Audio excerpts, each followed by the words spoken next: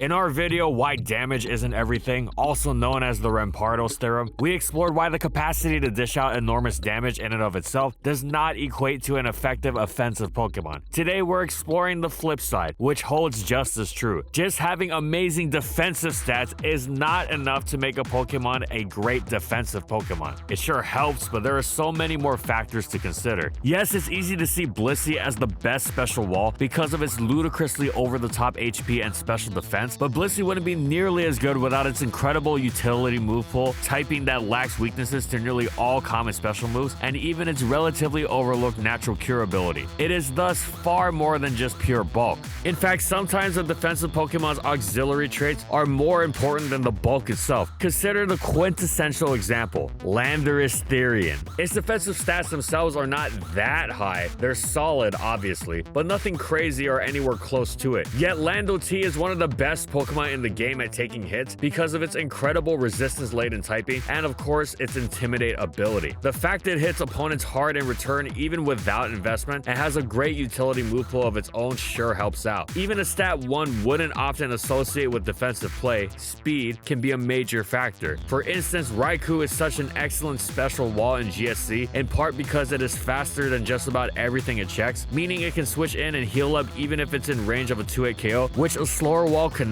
do. As useful as these counter examples are, we're going to focus on 5 Pokemon that have incredible raw bulk, yet are lacking in other departments and are thus nowhere near the defensive presence they aspire to. For many Pokemon, this kind of struggle can be metagame dependent, as what made a good wall in an earlier gen doesn't always last, for example. But that's not quite what we're discussing here. We're focusing on Pokemon that have always struggled to translate their bulk into walling prowess, or why defense isn't everything, also known as the Bastiodon Theorem.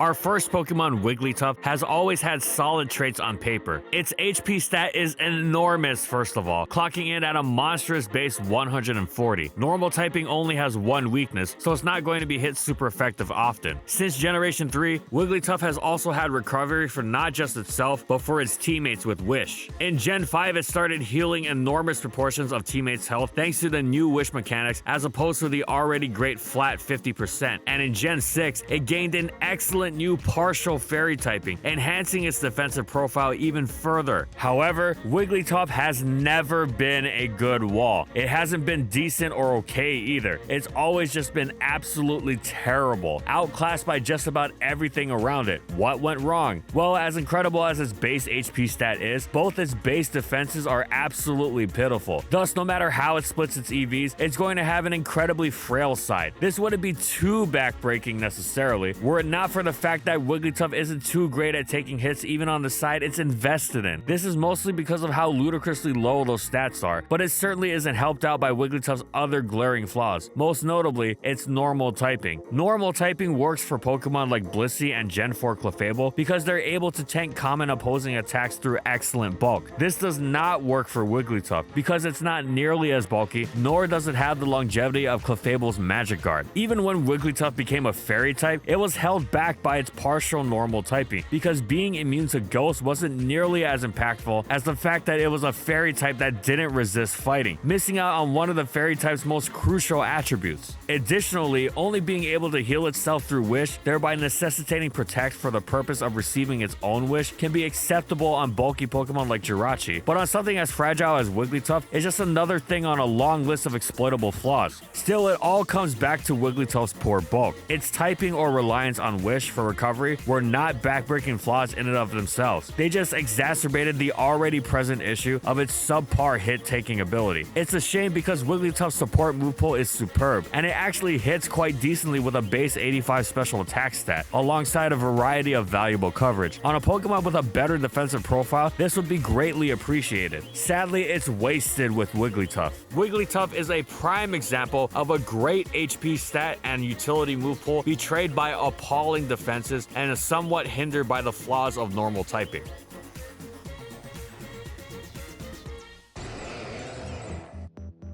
Next, we've got Avalugg, who boasts an absolutely titanic base 184 defense stat. For context, that's more defense than Deoxys attack has attacking stats. It's not let down by a poor HP stat. On the contrary, its base 95 HP is quite excellent. Not only that, but it's got reliable healing in the form of Recover, and it has one of the best utility moves in the game, Rapid Spin. Sure, its special defense is abysmal, but as mentioned in the Wigglytuff section, being fragile on one side is acceptable if you can tank hits well on the other, and Avalugg tanked physical hits like almost nothing else. The same went for Avalugg's awful speed. It wasn't even passive, as it could strike back for solid damage with its excellent base 117 attack stat. So why is it on this list? Well, Avalugg has pure ice typing, and that is bad news for a defensive Pokemon, seeing as ice is the single worst defensive type in the game. It's not just its weakness to Stealth Rock though. Wait, as a rapid spinner, wasn't Avalugg responsible for removing rocks? Yes, it could be, but that's where its non-Stealth Rock flaws began overlapping with its Stealth Rock flaws. Its ice typing meant it only had one resistance, to ice. Valuable, but not nearly valuable enough to outweigh the fact that it also had a ton of weaknesses to incredibly common moves, which gave it an incredibly poor matchup against many Stealth Rockers, since they could pressure it with one of the many moves that was super effective against it, or just about any special attack. Avalugg was meant to be more of a wall that could act as a backup hazard remover, but with said ice typing, it struggled as a wall too, since the physical attackers it was meant to take on had such an easy time slamming it for super effective damage. Being a physical wall weak to Stealth Rock and fighting at the same time was especially terrible. Most of the time, the reason you'd want a Stealth Rock weak wall was because it resisted fighting, making the Rock's weakness worthwhile as a trade-off. Getting thrashed by Steel, Fire, and Rock moves was also not good, because those were seen on a huge percentage of physical attackers, and with said Rock's weakness, the fact was that Avalugg couldn't even stomach neutral attacks too comfortably, which was a problem since it resisted next to nothing. Funnily enough, Avalugg actually had the briefest of specific niches on Gen 7 OU stall teams, since it shrugged off Kieran Black's Free Shock turn Sub-Zero Slammer. But this didn't last, as its Stealth Rock weakness was too significant a hurdle to overcome. If rocks were up, Kieran Black could HP Fire twice, and that be that. Avalugg is potentially a good to great physical wall, but it's hindered too much by packing the worst defensive type in the game. If it had a better ability like Regenerator, it would definitely be better off. It just needs more tools to compensate for its flaws.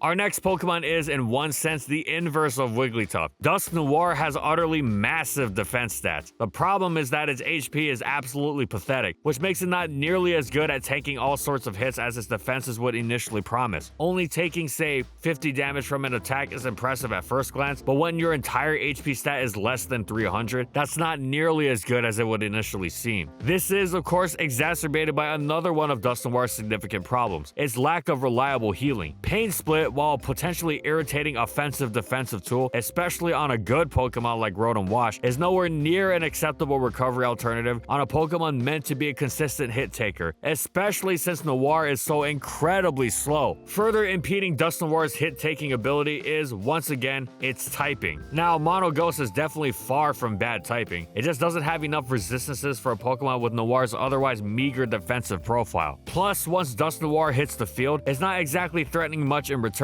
As great a move as Will-O-Wisp is, it can't do everything, and Noir's inability to pose any sort of other threat impedes it too greatly. It is the definition of passive, which is incredibly exploitable for all manner of teams in trying to break through it. What makes Dusknoir's case particularly sad was that its pre-evolution, Dusclops, already had the issue in Generation 3, and everyone got excited once it evolved into Noir in Generation 4. Base 100 attack was a huge step up, and it even had stab priority in Shadow Sneak. Sadly, base 100 attack barely cuts it on invested offensive Pokemon with hugely powerful stab attacks, so forget uninvested walls with no power behind its stab. The only way Dusknoir can really accomplish anything is if the opponent can't answer Will-O-Wisp, but there are a million other Wisp users that can also do that while being better Pokemon. It's a shame Dusknoir didn't exist in Gen 3. Instead, its competitive career has been teaching excited new trainers a harsh lesson about the reality of huge defenses backed by abysmal HP.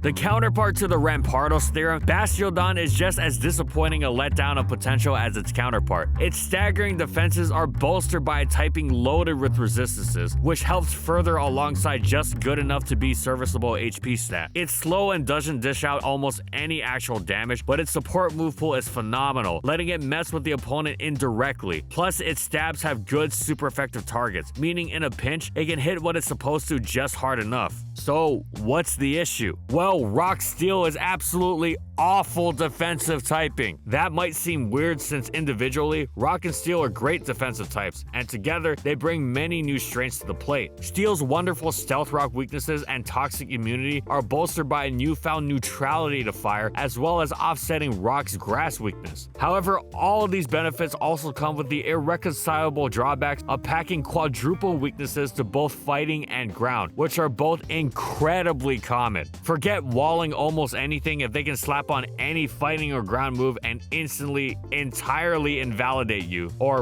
a water move for that matter, since Bastiodon's bulk, while great, didn't make it particularly good at taking those either. So Bastiodon wasn't useful defensively against much at all, and if you're not walling anything, then you're not getting many switch-in opportunities. This is especially troublesome for a Pokemon as reliant on indirect damage as Bastiodon. If that's how you hit the opponent, you need a lot of switch-in opportunities to make the most of it, as the power comes from the damage accumulating over time. If you can barely get on the field safely, you better be doing a ton of immediate damage once you're in, which of course Bastiodon couldn't dream of doing. The Bastiodon theorem is named such because it perfectly encapsulates the concept of a Pokemon with amazing defensive stats that simply cannot use them. Other Rock Steel types like Aggron, Stakataka, and Probopass may have been better for their various tools, but their typing also held them back a lot. Bastiodon just had even less going for it, and yet it's not the number one Pokemon on this list. What could be an even purer encapsulation of the defensive Pokemon incapable as a wall?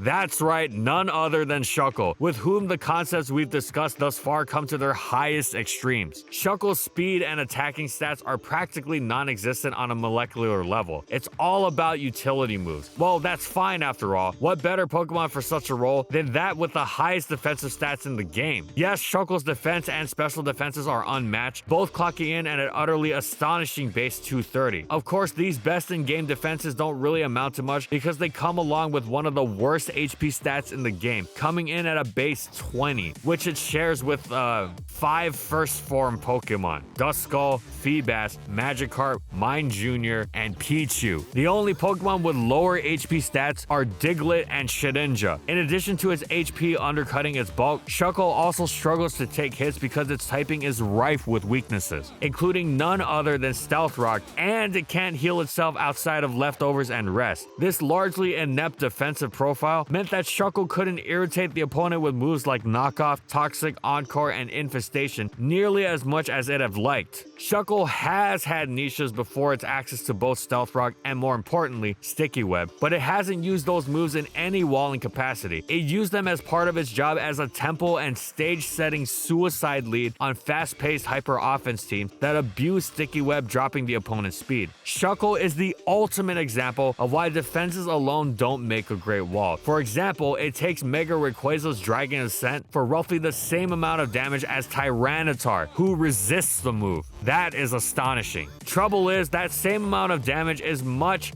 greater percentage-wise for Shuckle, and that's before we get into the Stealth Rock weakness and the inability to deal out actual damage. Shuckle out Bastiodon's Bastiodon as the purest example of the Bastiodon theorem, made to wall but not given the tools to actually do so.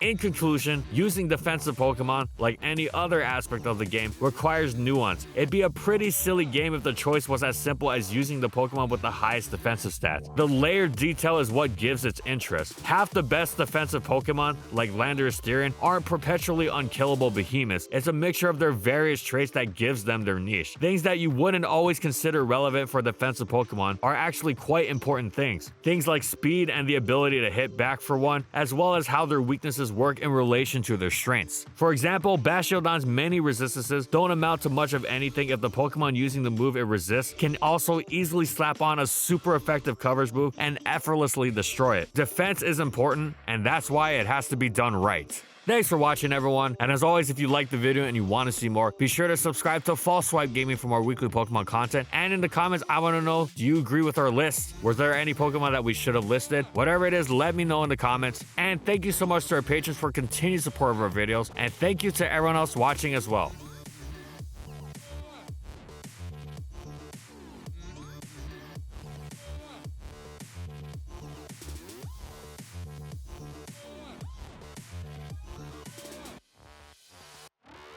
And follow my crew on these social media platforms. And that's all I got. See you next time, everyone.